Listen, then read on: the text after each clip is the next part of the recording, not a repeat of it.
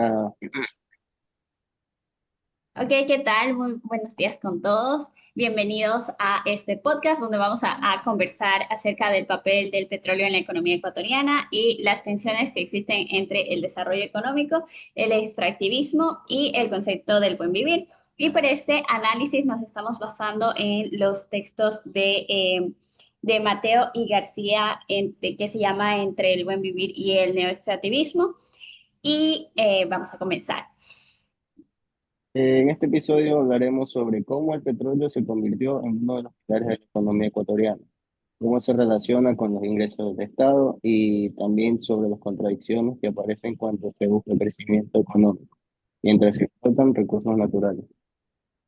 Además, vamos a reflexionar críticamente sobre si el modelo económico ecuatoriano realmente ha logrado superar la dependencia petrolera o si continúa atrapado en una lógica extractivista.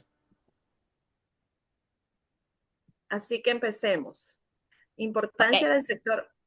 Sí, vamos a empezar exactamente con la importancia del sector petrolero en la economía ecuatoriana, porque para entender a la economía ecuatoriana es imposible dejar de hablar del petróleo, ya que desde que Ecuador comenzó a exportar petróleo desde 1973, este sector se convirtió en uno de los más importantes del país, ¿verdad? De hecho, según Mateo y García, entre 2000 y 2012, el sector petróleo aportó en promedio alrededor de 12,7% del PIB ecuatoriano. Además, gran parte de las exportaciones y del ingreso de divisas dependían del petróleo. Y esto es clave porque Ecuador es una economía dolarizada desde el año 2000. Entonces, el país necesita constantemente dólares para sostener su economía, y el petróleo se convirtió en una de las principales fuentes para conseguirlos. Cabe recalcar y también hay que mencionar que el petróleo no solo impacta en las exportaciones, sino que influye también directamente en el crecimiento económico, la inversión pública y hasta también en la estabilidad política del país, de nuestro país. Sí, exacto.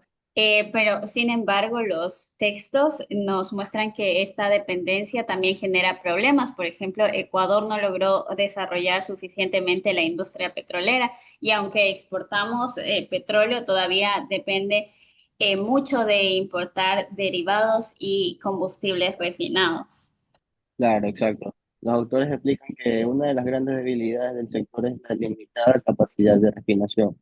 O sea, eso significa que Ecuador vende materia prima, pero compra productos procesados, lo cual reduce la ganancia real del país. Relación entre petróleo, Estado e ingresos públicos. Ahora, hablando del Estado, el petróleo ha sido fundamental para financiar el gasto público y las políticas sociales. ¿Verdad, Yulisa? Sí, también quiero acotar que durante el gobierno de Rafael Correa hubo un cambio importante porque el Estado buscó recuperar mayor control sobre el sector petrolero y también aumentar su participación en las ganancias del petróleo. Sí, pero antes de eso, muchas empresas transnacionales ya recibían una gran parte de la renta petrolera. Incluso, según el texto que estamos leyendo, antes de de las renegociaciones, las compañías extranjeras llegaban a quedarse con alrededor del 80% de esa de esa renta petrolera. Claro, pero después de las renegociaciones impulsadas por el gobierno de Correa, el Estado pasó a recuperar aproximadamente el 75% de esa renta. Esto permitió significativamente la inversión pública.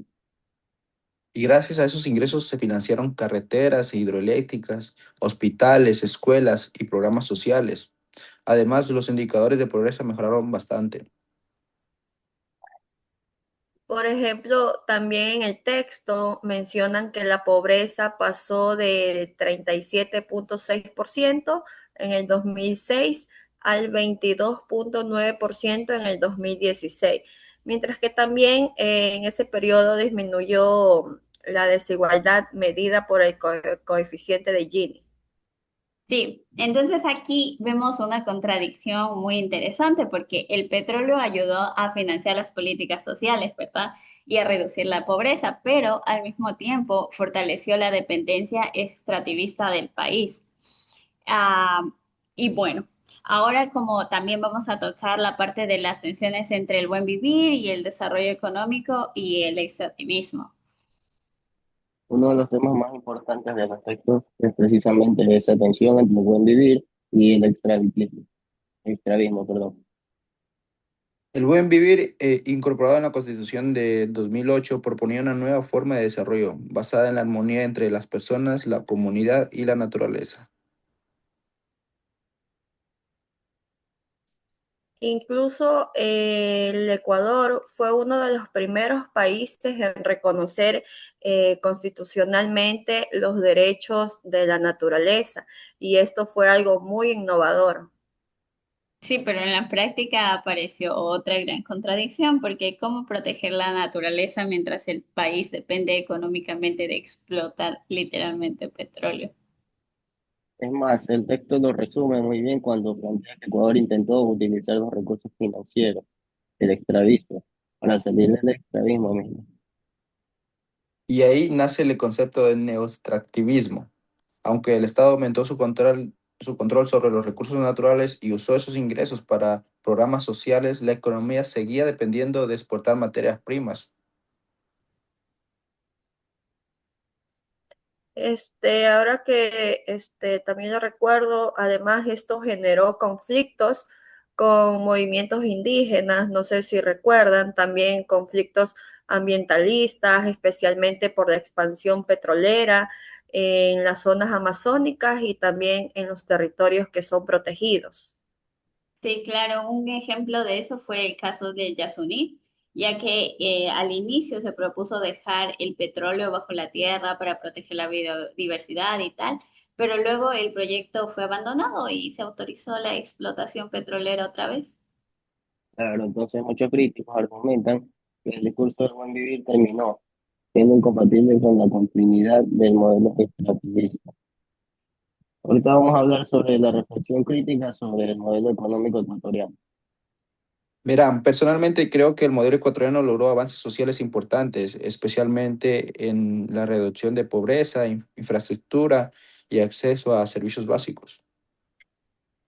Sí, pero también eso también pienso que no logró resolver el problema estructural de dependencia del petróleo. Esto cuando bajaron los precios internacionales del crudo, la economía ecuatoriana entró en crisis nuevamente. ¿Sí lo recuerdan? Sí, porque eso demuestra que el país sigue siendo muy vulnerable ante los factores externos, porque mientras la economía dependa tanto de exportar materias primas, siempre va a existir esa inestabilidad.